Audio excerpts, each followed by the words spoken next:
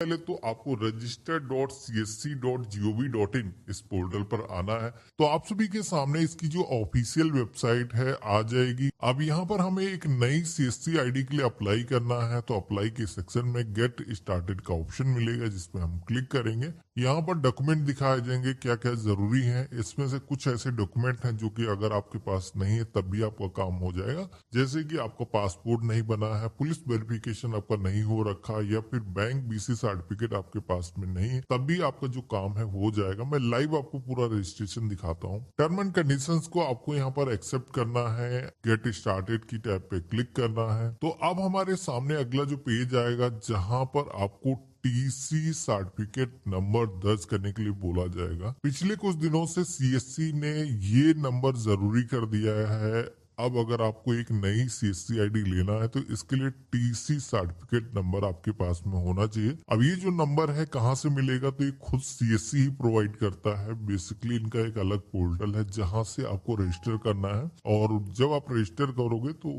एक आपको TC number मिलेगा। यहाँ पर आपको इंटर करके अप्लाई करना होगा, और टीसी का एक एग्जाम भी होता है। हालांकि एग्जाम बाद में भी आप दे सकते हो, और उसके बाद में सीएससी की तरफ से एक सर्टिफिकेट भी मिलता है। तो अगर आपको ये जानना है कि टीसी के लिए कैसे अप्लाई किया जाता है, तो इसका हमारा एक सेपरेट वीडियो बना हुआ है। वीडियो के डिस्क्रिप्शन में हमारे अन्य वीडियो का जो लिंक है आपको मिल जाएगा। तो हम यहाँ पर टीसी नंबर दर्ज करेंगे। बैंक बीसी नंबर ये हमारे लिए जरूरी है नहीं, यहाँ पर इसको हम ब्लैंक छोड़ सकते हैं। वैलिडेट के ऑप्शन पे क्लिक करेंगे तो हमारे टीसी सर्टिफिकेट पर जो भी हमारी इंफॉर्मेशन थी वो यहाँ पर फेच होकर के आ चुकी है। अपना जो फोन नंबर है यहाँ पर दर्ज करना है, सेंड ओटीपी के ऑप्शन पे क्लिक करना है। तो आपके मोबाइल फोन पर एक वेरिफिकेशन के लिए ओटीपी आएगा जो कि यहाँ पर हम दर्ज करेंगे, और वैलिडेट के ऑप्शन पे क्लिक करेंगे। तो इस तरीके से आप देखोगे कि मोबाइल नंबर हमारा वेरीफाई हो चुका है। अगला सेक्शन आता है आधार का, जहाँ पर हम अपना जो आधार नंबर है दर्ज करेंगे। अब एक चीज यहाँ पर बता देता हूँ कि टीसी रजिस्ट्रेशन जिसके नाम से किया है अपने, आधार का जो नेम है वो सेम होना चाहिए, तभी आपका जो वेरिफिकेशन है वो हो पाएगा। तो जैसे कि हमने वैलिडेट के ऑप्शन पे क्लिक किया है तो यहाँ पर आधार भी हमारा वेरीफाई हो चुका है। अब बारी आते हैं कुछ एडिशनल इंफॉर्मेशन, जैसे कि फादर का नेम, अगर कोई महिला अप्लाई कर रही शादीशुदा है तो अपने हस्बैंड का नेम,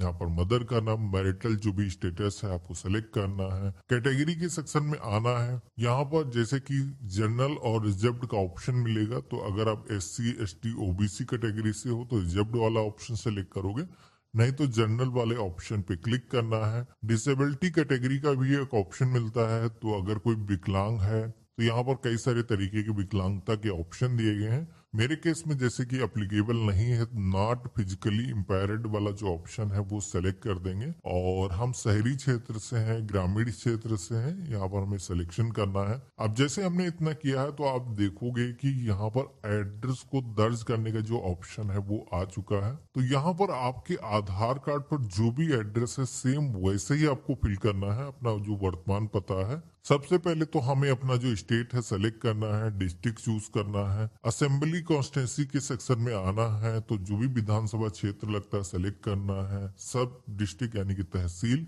और विलेज का नाम, ग्राम का नाम, और इसी के साथ में अपने एरिया का जो पिन कोड है दर्ज करना है। तो इस तरीके से एड्रेस का जो सेक्शन है वो कंप्लीट हो चुका है। अब बारी आती है कियोस्क डिटेल की। अब कियोस्क डिटेल बेसिकली सुनने में थोड़ा अजीब लगता है, लोगों को पता नहीं होगा, तो बता देता हूँ। ये बेसिकली आपके सीएससी सेंटर का जो भी आप नाम रखना चाहते हो, जैसे कि रजत सीएससी केंद्र, रजत जनसेवा केंद्र, या कुछ ऐसा जो भी नाम आप रखना चाहते हो, यहाँ पर कोई रजिस्ट्रेशन नंबर की जरूरत नहीं होती है। आप अपना नया कोई भी नाम बिजनेस का रख सकते हो। यहाँ पर कियोस्क नेम के सेक्शन में जिस भी नाम से आप दुकान खोल रहे हो, शॉप खोल रहे हो, यहाँ पर आपको एंटर करना है। कियोस्क का ओनरशिप किस तरीके की है, तो इसमें कई सारे ऑप्शन आपको मिलेंगे, जैसे कि रेंटेड है, आपका खुद का है, या फिर गवर्नमेंट की तरफ से मिला हुआ है, तो आपको यहाँ पर सिलेक्शन करना है। अब इतना जैसे मैंने किया है तो इसके बाद में आप देखोगे कि एक बार फिर से एड्रेस को दर्ज करने का ऑप्शन आ रहा है। अब यहाँ पर ये जो एड्रेस दर्ज किया जाएगा ये एड्रेस है जहाँ पर आपका सीएससी सेंटर मौजूद है। अब यहाँ पर दोनों एड्रेस के अंदर डिफरेंट है। ऊपर जो पता हमने दर्ज किया था वो हमारा पता था जहाँ पर हम रह रहे हैं। बिजनेस जो एक्टिविटी जहाँ पर हो रही है उसका जो पता है कुछ डिफरेंट भी हो सकता है। अब आपके केस में अगर सेम ही है, जैसे कि घर के पते पर ले रहे हो, तो ऐसा भी किया जा सकता है। लेकिन सीएससी सेंटर चलाने के लिए कम से कम एक कमरा ऐसा कोई होना चाहिए जो बाहर से एक्सेस हो, कोई भी आकर के सीएससी की सर्विसेज को अवेल कर सके। तो इस तरीके का अगर है तो घर के पते पर भी सीएससी सेंटर लिया जा सकता है। तो यहाँ पर उसी तरीके से जैसे हमने अपना पता इंटर किया था उसी तरीके से स्टेट सेलेक्ट करना है, डिस्ट्रिक्ट चूज करना है, जहां पर भी आपका सीएससी सेंटर लोकेटेड है यहाँ पर उसकी कंप्लीट इंफॉर्मेशन दर्ज करना है। उस एरिया का जो भी पिन कोड है यहाँ पर आपको दर्ज करना है। देन पेज में आपको नीचे की तरफ आना है, टर्म एंड कंडीशंस को एक्सेप्ट करना है और नेक्स्ट की टैब पे क्लिक करना है। अब जैसे हमने इतना किया है तो हमारे सामने अगला पेज आएगा जहां पर हमें अपना ईमेल वेरिफिकेशन, इसी के साथ में पैन नंबर हमें दर्ज करना है, जिसमें कि सबसे पहले तो हम अपनी जो ईमेल आईडी है यहाँ पर दर्ज करेंगे और सेंड ओटीपी के ऑप्शन पे क्लिक करेंगे। तो यहाँ पर जो हमने ईमेल आईडी दर्ज किया होगा इस ईमेल आईडी को भी वेरीफाई करने के लिए एक ओटीपी सेंड किया जाएगा ईमेल के इनबॉक्स के अंदर। तो अगर आपने जीमेल आईडी इंटर की है, जीमेल में जाओगे वहां पर आपको मिल जाएगा, आपको यहाँ पर आकर के इंटर करना है और देन आपको अपना जो पैन नंबर है यहाँ पर दर्ज करना है और वैलिडेट के ऑप्शन पे क्लिक करना है। तो इस तरीके से आप देखोगे कि ईमेल और पैन नंबर ये भी हमारे वेरीफाई हो चुके हैं। आई हेयर बाय के ऑप्शन पे क्लिक करना है, नेक्स्ट की टैब पे क्लिक करना है। तो अब हमारे सामने बैंक डिटेल का जो सेक्शन है वो आ जाता है, जहां पर आपको अपने बैंक का जो आईएफएसओ कोड है जो कि आप अपनी पासबुक या फिर चेकबुक पर देखोगे तो आपको मिल जाएगा, यहाँ पर दर्ज करना है, वैलिडेट के ऑप्शन पे क्लिक करना है। तो आपकी जो ब्रांच है उसकी जो इन्फॉर्मेशन यहाँ पर फेच होकर के आ जाएगी। आपको सेलेक्ट अकाउंट टाइप के सेक्शन में आना है।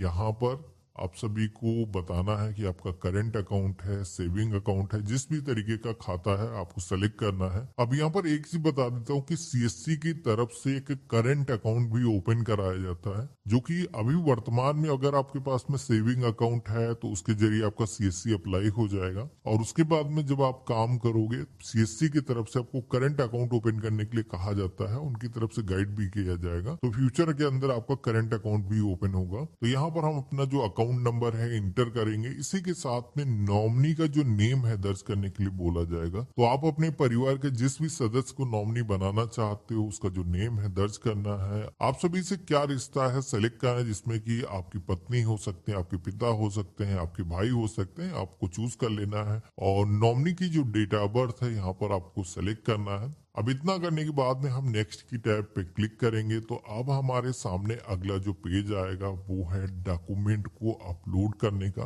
अब डॉक्यूमेंट को अपलोड करने के सेक्शन में ही आपको पहला ऑप्शन मिलेगा ई एपिक नंबर, यानी कि इलेक्टर फोटो आइडेंटिटी कार्ड। तो वोटर आईडी कार्ड जो नंबर है आपको यहाँ पर दर्ज करना है। इसी के साथ में बाकी के जो डॉक्यूमेंट हैं जैसे कि यहाँ पर जो अपलोड करने के लिए आ रहे हैं इनको आपको 1 बाय 1 अपलोड करना है।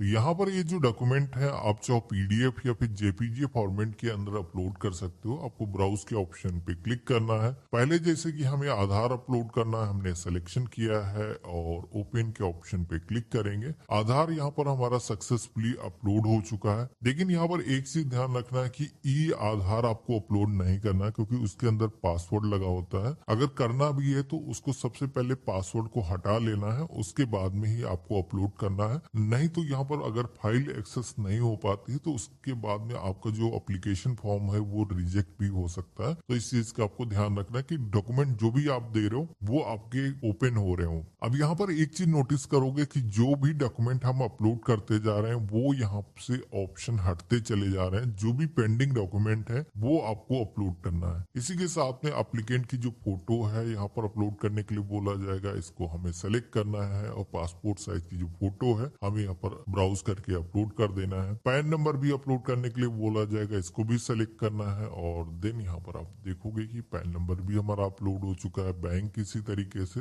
ईपिक नंबर यानी कि वोटर आईडी कार्ड नंबर यहाँ पर आपको दर्ज करना है। एजुकेशन क्वालिफिकेशन जो भी आपकी है, तो कई सारे स्लैब आपको मिल जाएंगे। आपको यहाँ पर क्वालिफिकेशन का जो भी स्लैब है आपको सिलेक्शन करना है और देन यहाँ पर आपको डॉक्यूमेंट को ब्राउज करके सेलेक्ट कर लेना है। अब यहाँ पर एक चीज देखोगे कि टीसी का सर्टिफिकेट नंबर भी अपलोड करने के लिए बोला जा रहा है, जबकि आपने देखा कि हमने रजिस्ट्रेशन कर लिया था और रजिस्ट्रेशन करने के बाद में टीसी का जो एग्जाम है वो हमने नहीं दिया है, तो इस वजह से टीसी का जो सर्टिफिकेट है वो अभी जनरेट नहीं हुआ है। उसके लिए आपको एग्जाम देना होगा, तो एक सेपरेट टॉपिक हो जाएगा। तो देखो यहाँ पर ये जरूरी नहीं है कि टीसी का सर्टिफिकेट आपको अपलोड ही करना है। अगर आपने एग्जाम नहीं दिया है तो आप इसको छोड़ भी सकते हो। अगर आपने एग्जाम कंप्लीट कर लिया है तो आप इस तरीके से सेलेक्ट कर लोगे, ओपन के ऑप्शन पे क्लिक करोगे तो यहाँ पर ये भी डॉक्यूमेंट हमारा अपलोड हो चुका है। BCBF ये भी बाद में हम कर सकते हैं, जैसे कि नहीं है तो कोई बात नहीं।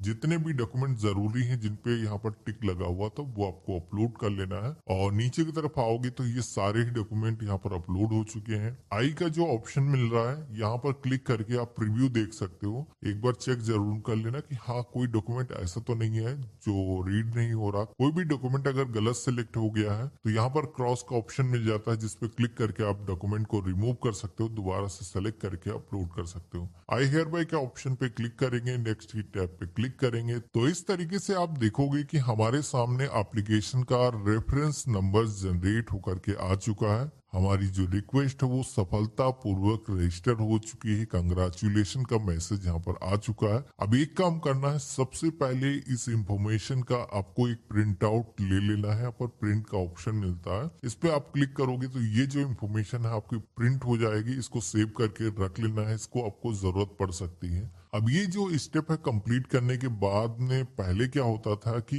इतने से ही आपका काम हो जाता था, आपकी जो एप्लीकेशन है वो वेरिफिकेशन के लिए चली जाती थी। लेकिन अभी CSC ने एक एक्स्ट्रा लेयर बढ़ा दी है इसके अंदर। इतना करने के बाद में आपको एक मोबाइल एप्लीकेशन भी डाउनलोड करनी है, जो कि आप यहाँ पर देख रहे हो। अभी ये जो स्टेप है वो पेंडिंग है, यानी कि मोबाइल एप्लीकेशन के जरिए भी हमें ऑथेंटिकेशन करना होगा। तो मैं दिखाता हूँ। अभी आप देखोगे कि ईमेल पर भी नोटिफिकेशन आ चुका है। यहाँ पर एप्लीकेशन का रेफरेंस नंबर और एक कोड भी यहाँ पर दिया गया है। और इसी के साथ में आप देखोगे कि ईमेल पर एक लिंक आया है प्ले स्टोर का, जहाँ पर क्लिक करके ये जो एप्लीकेशन हम डाउनलोड कर लेंगे, CSC ऐप। इस एप्लीकेशन के जरिए आपको अपना वेरिफिकेशन करना है। तो कैसे करना है दिखा देता हूँ। सबसे पहले तो आपको एप्लीकेशन को इंस्टॉल कर लेना है। एप्लीकेशन को फर्स्ट टाइम आप ओपन करोगे, परमिशन यहाँ पर हमें अलाउ करनी पड़ेगी। तो हमें यहाँ पर साइन अप के ऑप्शन पे क्लिक करना है। तो इस एप्लीकेशन को यूज कैसे करना है आपको बता देता हूँ। इसके अंदर बेसिकली आपको अपना जो वेरिफिकेशन का प्रोसेस है वो कंप्लीट करने के लिए यहाँ पर कुछ स्टेप ऐसे अपनाने हैं, जिसमें कि जिस भी लोकेशन पर आपका CSC सेंटर रहेगा, यानी कि जहां पर भी आप ओपन करने वाले हो, जो एड्रेस आपने दर्ज किया था उसी जगह से ये जो स्टेप है आपको कंप्लीट करना है। क्योंकि वीडियो जो बनता है वो जियो टैगिंग होता है। गवर्नमेंट को एक लोकेशन भी पता लगती है कि हाँ यहाँ पर ही ये जो सेंटर है वो ओपन होने वाला है, तो इसलिए करना जरूरी है। हम क्या करेंगे, प्रोसीड की टैब पे क्लिक करेंगे। अब हमारे सामने एप्लीकेशन का जो रेफरेंस नंबर है दर्ज करने के लिए बोला जाएगा। तो रेफरेंस नंबर हमने नोट कराया था, इसे आपको दर्ज करना है। सिक्योर कोड क्या है, तो आपने देखा था ईमेल पर हमें मिल चुका है, वो सिक्योर कोड हम यहाँ पर दर्ज करेंगे। मोबाइल नंबर जो भी हमने अप्लाई करते वक्त दर्ज किया था वो यहाँ पर दर्ज करेंगे। और प्रोसीड टू कैप्चर वीडियो इस ऑप्शन पे क्लिक करेंगे, लेकिन उससे पहले आप उसी लोकेशन पर हो। अब जैसे हमने इतना किया है तो आप देखोगे कि अब हमारे सामने इंट्रोडक्शन आ चुके हैं कि किस तरीके से ये स्टेप आपको कंप्लीट करना है। अब यहाँ पर जैसे एक बताया गया है, सबसे पहले तो आपको एक A4 शीट लेनी है जिस पर आपको अपना पैन नंबर लिखना है। इसी के साथ में आपको अपना जो एप्लीकेशन का रेफरेंस नंबर है वो मेंशन करना है एक प्लेन पेपर पर, जो कि मैं एग्जांपल दिखा रहा हूँ किस तरीके से करना है। ऐसे ही आपको कुछ शीट पर अपना पैन नंबर और एप्लीकेशन का जो रेफरेंस नंबर आपको मिला था उसको आपको नोट कर लेना है और एक 10 सेकंड की वीडियो बनानी है। ये वीडियो कहाँ से बनानी है, आपको अपने CSC सेंटर के बाहर से, यानी कि जहां पर भी आप शॉप ओपन कर रहे हो या फिर अपने घर पर ओपन कर रहे हो, तो जहां पर भी लोकेशन है पीछे वो जो बिल्डिंग है वो विजिबल होनी चाहिए। तो हम क्या करेंगे, क्लिक हेयर के ऑप्शन पे क्लिक करेंगे। पहले से हमने प्रिंट आउट लेके रखा है कुछ इस तरीके से। हम यहाँ पर सामने पेपर को रखेंगे 10 सेकंड की वीडियो रिकॉर्ड करनी है और रिकॉर्ड करने के बाद में अगर आपको दोबारा से रीटेक लेना है, इन केस गलत हो गया है तो आप इसको रीटेक भी ले सकते हो, दोबारा से कर सकते हो। मेरे केस में जैसे कि सही तरीके से आ चुकी है और प्रोसीड टू रिव्यू के ऑप्शन पे हमें क्लिक करना है। अब यहाँ पर आई हेयर बाय के ऑप्शन पे क्लिक करना है, सबमिट के ऑप्शन पे क्लिक करना है। तो इस तरीके से आप देखोगे कि कंग्रेचुलेशन का जो मैसेज है वो यहाँ पर आ चुका है। हमारा जो वीडियो है वो यहाँ पर सक्सेसफुली रजिस्टर हो चुका है। अब सीएससी की तरफ से एक टेम्परेरी पासवर्ड आपके फोन पर सेंड किया गया है, जो कि यहाँ पर बताया गया है। तो इतना करते ही सीएससी का जो रजिस्ट्रेशन का जो प्रोसेस है वो पूरी तरीके से कंप्लीट हो चुका है। यहाँ पर आप देखोगे कि ईमेल भी हमें यहाँ पर आ चुका है। तो यहाँ पर हमारा ये जो प्रोसेस है वो कंप्लीट हो चुका है। कभी भी हमें एप्लीकेशन का स्टेटस अगर जानना है तो यहाँ पर ऑप्शन मिलेगा स्टेटस को ट्रैक करने का। एप्लीकेशन नंबर, ईमेल आईडी आप दर्ज करोगे, कैप्चा कोड दर्ज करोगे और सबमिट के ऑप्शन पे क्लिक करोगे तो आपके एप्लीकेशन का जो वर्तमान स्टेटस है वो यहाँ पर आ जाएगा। जैसे कि मेरे केस में मेरा जो